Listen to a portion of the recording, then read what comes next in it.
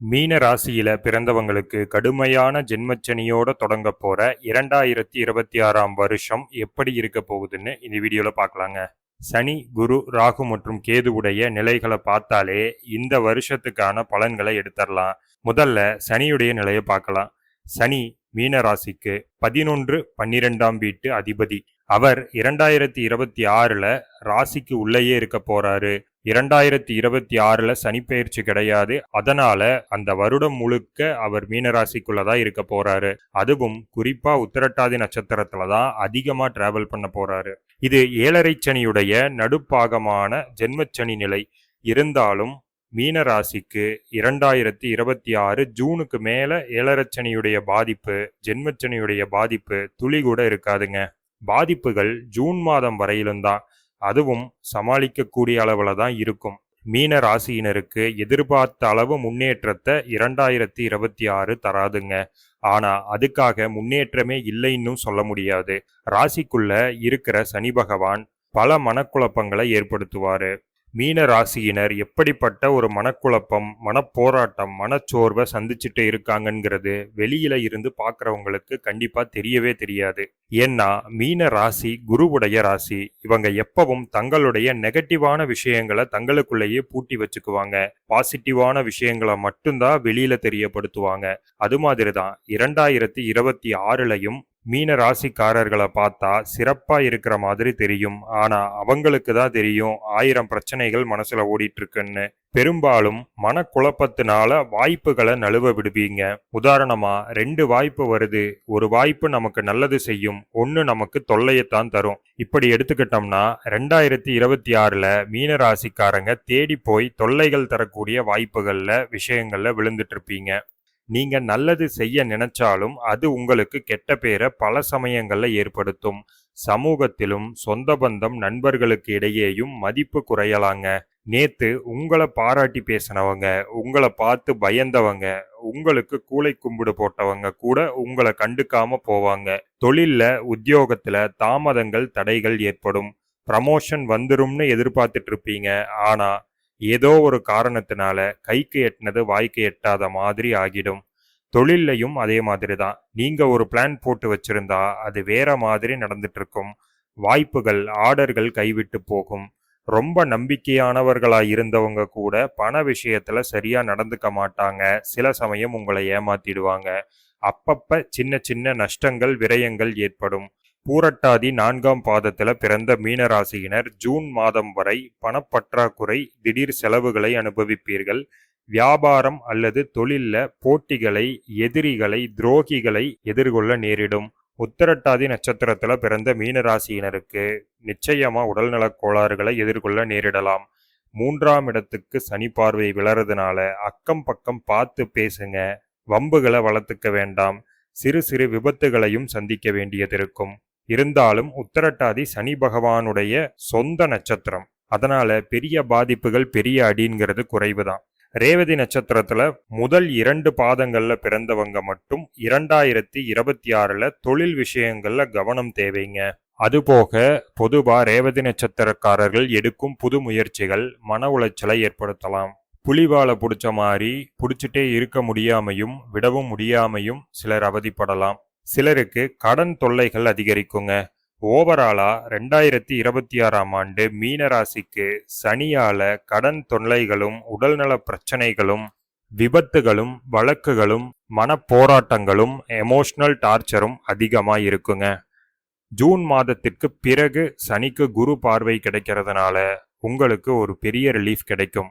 அடுத்து 2026ல குரு மீனராசிக்கு என்ன செய்ய போறாருங்கிறத பார்க்கலாம்.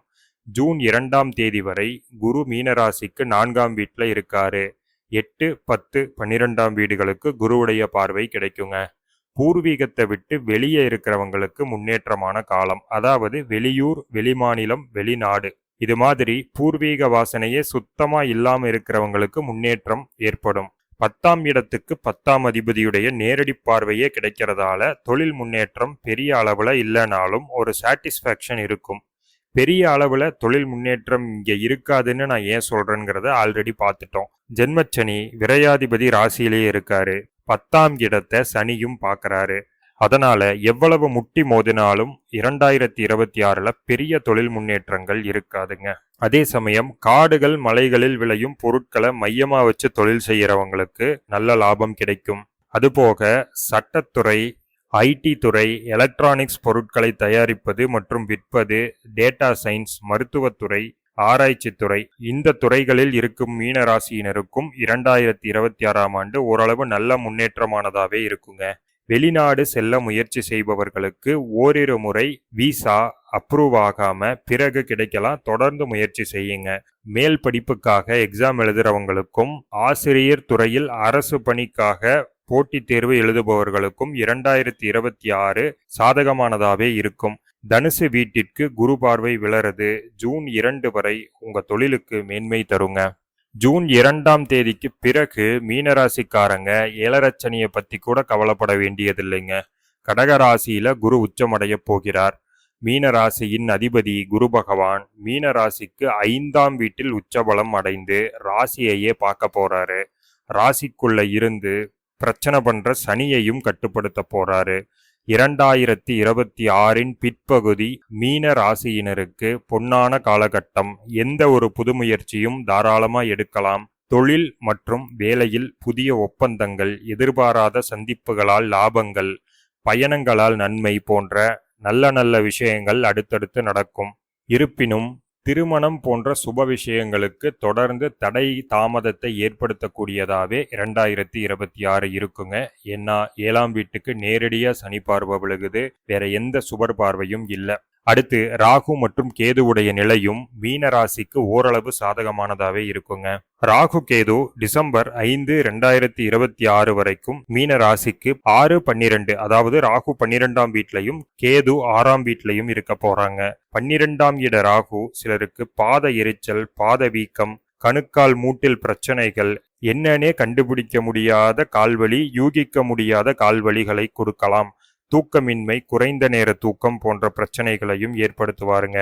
அதே சமயம் சிலருக்கு அவரவரின் ஜாதகப்படி லக்னத்துக்கு நல்ல தசைகள் நடந்துட்டு இருந்தா திடீர் அதிர்ஷ்டத்தை ஏற்படுத்தி சொகுசான வாழ்க்கையை கூட வாழ வைப்பாரு.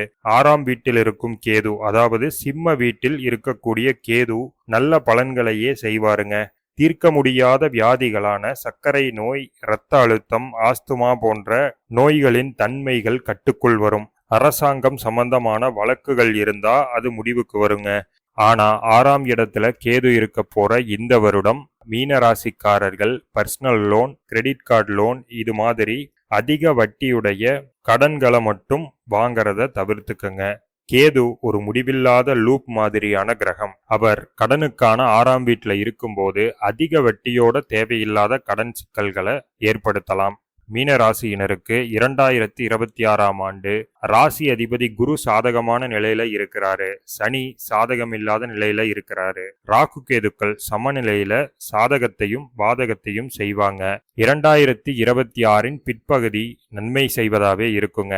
ஓவராலா பார்த்தோம்னா 2026 மீனராசிக்கு ஆவரேஜான ஒரு வருஷமா இருக்கும். நேயர்களே, இந்த தகவல் பயனுள்ளதா இருந்தா வீடியோவை லைக் பண்ணுங்க. உங்களுடைய மீனராசி நண்பர்களுக்கும் இந்த வீடியோவை ஷேர் பண்ணுங்க. இது மாதிரியான ஜோதிட தகவல்களையும் ராசி பலன்களையும் தொடர்ந்து கேட்கறதுக்கு நம்ம பார்ட் டைம் ஜோதிடர் சேனலை சப்ஸ்கிரைப் பண்ணி நோட்டிபிகேஷன் வர்றதுக்கான பெல் ஐக்கானை பிரஸ் பண்ணிக்கோங்க. நன்றி, வணக்கம்.